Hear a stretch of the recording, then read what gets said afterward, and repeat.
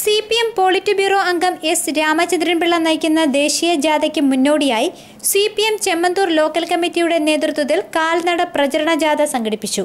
ഭക്ഷ്യസുരക്ഷ, വിലക്കയറ്റം, പാർപ്പിടവും ഭൂമിക്കും, തൊഴിൽ, വിദ്യാഭ്യാസവും ആരോഗ്യവും, സ്ത്രീ സുരക്ഷ, അഴിമതിക്കെതിരെയുള്ള പോരാട്ടം തുടങ്ങിയ മുദ്രാവാക്യമുയർത്തിയാണ് ദേശീയ ജാഥ പര്യടനം നടത്തുന്നത്. Chemmanthur local committee secretary M. Vijayan Unnithan, CV Rajesh, G. Ranjith എന്നിവരാണ് ജാഥ ക്യാപ്റ്റന്മാർ. ആരംപുന്നേൽ കരവാളൂർ മുൻ ഗ്രാമപഞ്ചായത്ത് പ്രസിഡന്റ് പ്രൊഫസർ K. ഷാജി ജാഥ ഉദ്ഘാടനം ചെയ്തു. വിവിധ സ്ഥലങ്ങളിൽ പര്യടനം നടത്തിയ ജാഥ പ്രൈവറ്റ് ബസ് സ്റ്റാൻഡിൽ സമാപിച്ചു. സമാപന സമ്മേളനം CPM ഏരിയ കമ്മിറ്റി അംഗം പ്രൊഫസർ ഡോക്ടർ K. ഷാജി ഉദ്ഘാടനം ചെയ്തു.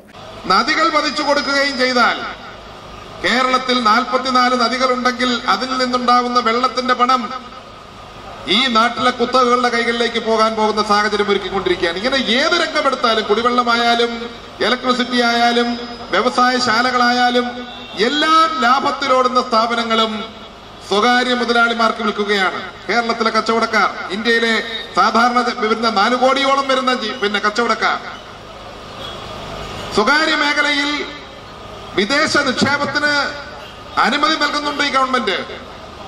സ്വകാര്യ മേഖലയിൽ വിദേശ നിക്ഷേപത്തിന് അനുമതി നൽകാനുള്ള കുഴപ്പമെന്താ?